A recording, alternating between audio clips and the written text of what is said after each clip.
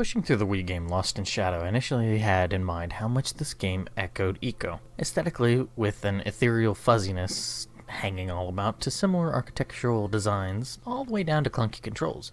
In some wonky way, it feels like Lost in Shadow tries to mime the dance Eco performed to impress itself into the player's heart. This worked for some, as Eco is still revered by those same some people. But what happened to that Hudson Soft game? Where are its champions to defend its honor, its greatness, its deserved place on the shelf of cult classic?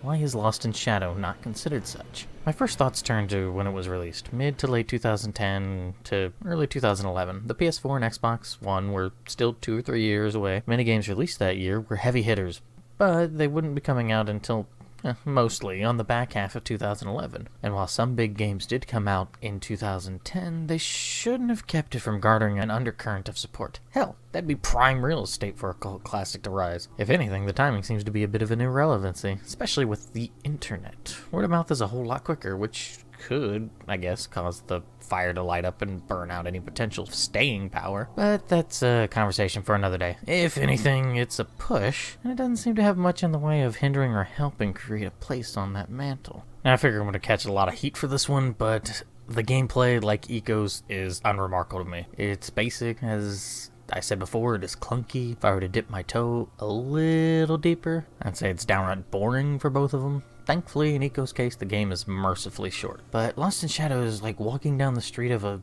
small, nondescript town with nothing to do. It can be nice, even pleasant, but nothing's going on. Sure, there's a tinge of mystery, but it's no Fog of Silent Hill, more like smoke pouring from an exhaust. A quick whiff and tension of the unknown is immediately dispelled, all at the cost of a few brain cells.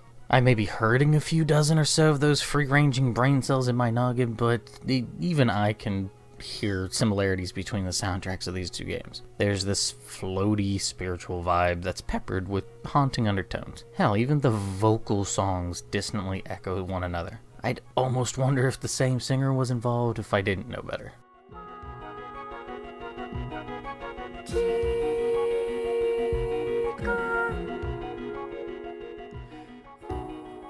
Now, to be fair to Lost in Shadow, it does have an interesting concept. Inspired from the children's game Shadow Tag, where you go around and, tag the person's shadow, and a couple of abandoned buildings, the player moves around the game by the environment's shadows, sometimes manipulating light to navigate further.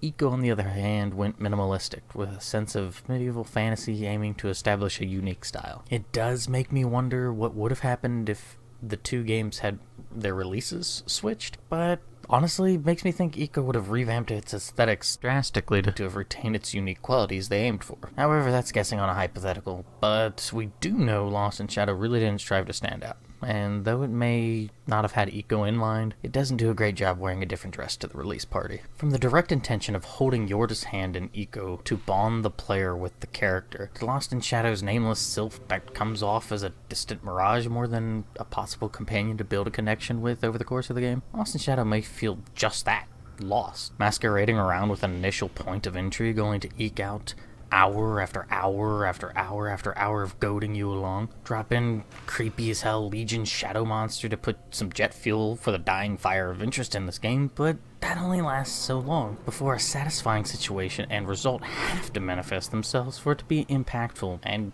honestly neither really do. These examples mentioned before have led me to believe I have my answer on why Lost in Shadow is not a cult classic. It hides itself in the shadows of its environment and of greater games, like Eco. And while it's not a terrible one, it is not remarkable enough to leave a lasting impression, much like a passing shadow sweeping across the wall, further and further away from the mantle of cult classic.